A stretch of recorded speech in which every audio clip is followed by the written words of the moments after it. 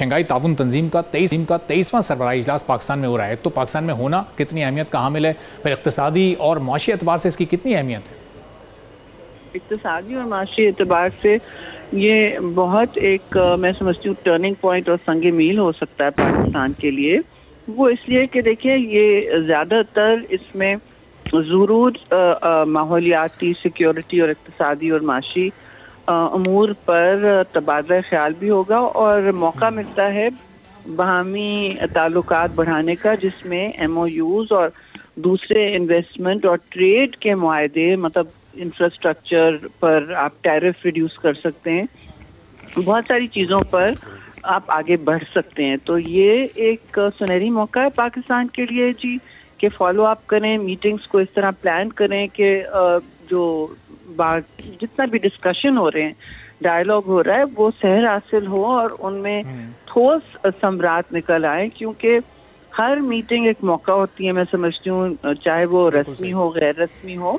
जिसमें ताल्लुकात को बढ़ाते बढ़ाते आप रास्ते निकालते हैं, दरवाजे खोलते हैं मुस्बत पेशरफ्त के लिए, और उसको फिर अमली जामा पहनाएं फोटो अपॉर्चुनिटी के आगे। ये बहुत दुनिया की सबसे बड़ी इलाकाई तंजीम है जिसको पाकिस्तान इस वक्त मेज़बानी के फ़राइज़ के अंजाम दे रहा है। अब ये इक़्तिसादी तौर पर तो एक बड़ी अपॉर्चुनिटी है, डिप्लोमेटिक फ्रंट पर इसको आप कितना बड़ा मौका कहेंगी, वहाँ पर उस फ्रंट पर कितनी बड़ी अपॉर्चुनिटी है पाकिस्तान के लिए इस वक्त? ये तो इस बात का मज़हर है कि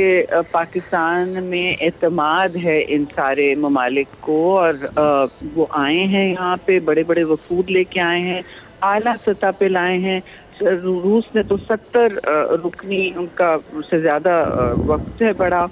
तो इसका ये इस बात की अक्कासी करता है ना कि सब ये समझते हैं कि पाकिस्तान एक ऐसा मुल्क है जहां ना सिर्फ ये बिजनेस कर सकते हैं, लेकिन जो सिक्योरिटी का वावेला मचा था, जिसमें कुछ हमारे हमसाये दोस्तों ने भी अपना कंट्रीब्यूशन किया था, वो तो पीछे पड़ गया ना, पीछे रह गया ना, क्योंकि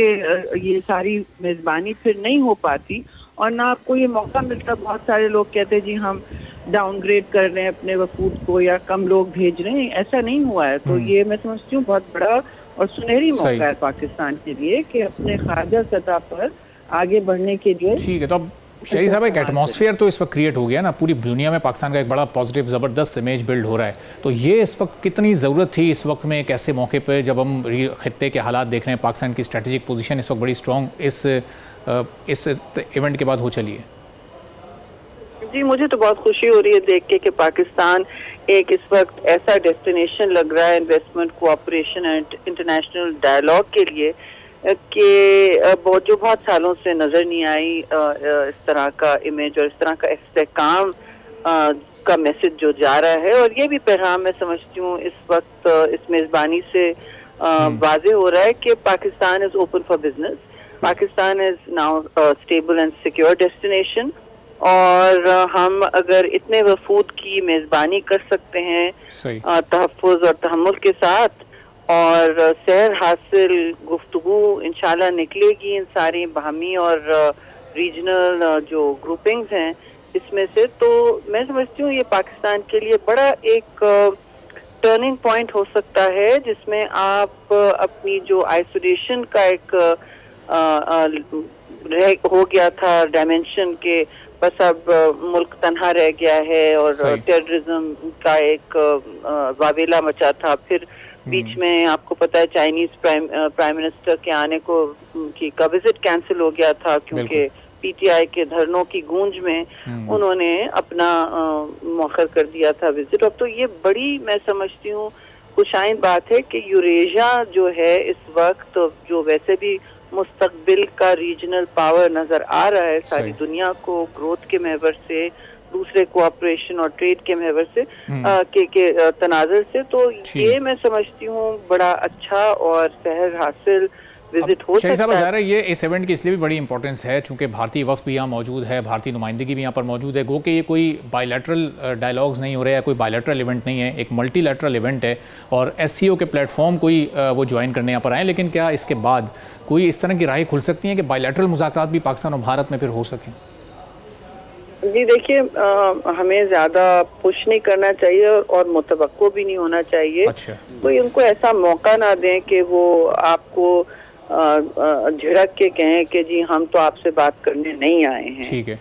ایسی بھی کوئی یہاں لٹنی مچی کہ ہم ڈیسپریٹ ہیں، ایسی کوئی بات نہیں ہے. ہم صرف چاہتے ہیں کہ خطے میں امن ہو، اور آخر ہم 2 نیوکلیئر پاورز ہیں جن کا ایک واضح ہسٹری ہے اور تاریخ ہے، جس میں جنگیں اور تنازعات کافی ڈیمیج کر سکے ہیں، کر چکے ہیں ملک کو اور دونوں ممالک کو، اور لوگوں کی اس وقت جو حالت ہے دونوں ممالک میں وہ نہیں دیکھنا چاہتے. وہ اپنے آپ کو ہر چیز سے بالا اس وقت سمجھ رہے ہیں، اور میں چاہوں گی کہ میری یہ پیشن گوئی غلط ہو، کیونکہ بہتر ہے کہ ہم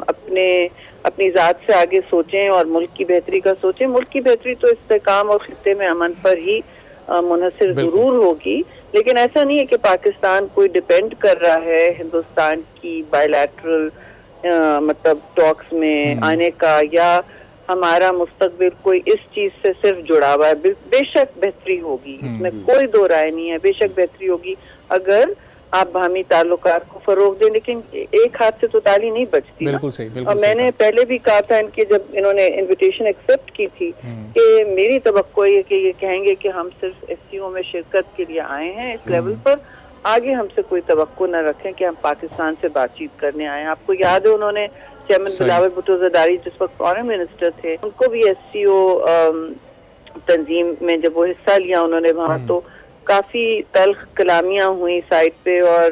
میں نہیں سمجھتی ہمیں یہ کرنا چاہیے کیونکہ ہم میزبان ہیں اور ہمیں اپنا بڑا پن دکھانا چاہیے. آگے ان کی دیکھیے the ball is in their court، انہوں نے بات کرنی ہے، وہ پہل کریں، اور ضرور پاکستان میں سمجھتی ہوں فوری طور پر پھر پازیٹیو طریقے سے رسپونڈ کرے. کوئی مطلب اس میں جھجک نہیں ہونی چاہیے، لیکن لچک دکھانی ہوگی بھارت کو اس وقت اگر وہ کچھ اس سے لینا یا دینا چاہتے ہیں. میری نظر میں ان کی تنگ نظری ابھی بھی جاری ہے، اور تھوڑا سا تکبر بھی آیا ہوا ہے ان کی اسٹریٹجک سوچ میں، لیکن وہ یہ نہیں جانتے کہ ان کے ملک میں غربت وہ جانتے ہوں گے لیکن ان کی ترجیح نہیں ہے ان کے ملک میں غربت کتنی ہے اور استحکام کی کتنی ضرورت ہے خطے کو، کیونکہ دونوں پھر میں کہوں گی نیوکلیئر پاورز ہیں. سبسکرائب کریں اور بیل دبائیں تاکہ کوئی خبر رہ نہ جائے.